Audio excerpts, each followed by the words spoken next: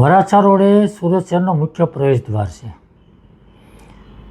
અને આ વરાછા રોડ ઉપર શ્રીનાથજી ફ્લાયઓવર બ્રિજ સૌથી સુરત શહેરનો મોટો બ્રિજ છે અને નાના વરાછાથી સરથાણા જકાતનાકા સુધીનો બીજો બ્રિજ છે.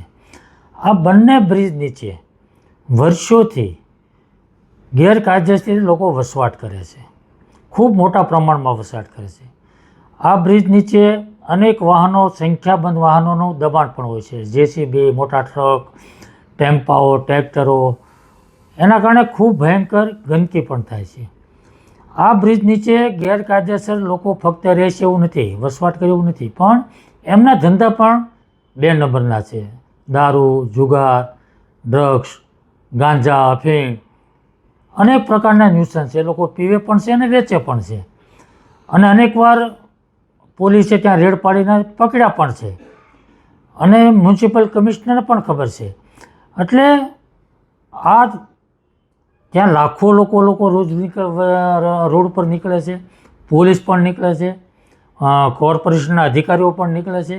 આ બધાને આ પ્રશ્નની ખબર છે અને વર્ષોથી લેખિત મૌખિક રજૂઆતો થઈ રહી છે, પરંતુ આ પ્રશ્નનો હલ કાયમિક રીતે થતો નથી.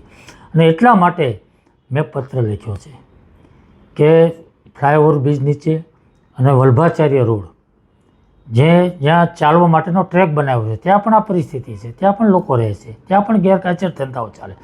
તો આ બંને રોડ ઉપર આ ન્યુસન્સ દૂર થવું જોઈએ, એની સામે કડક કાર્યવાહી થવી જોઈએ અને કાયમિક હલ થવો જોઈએ.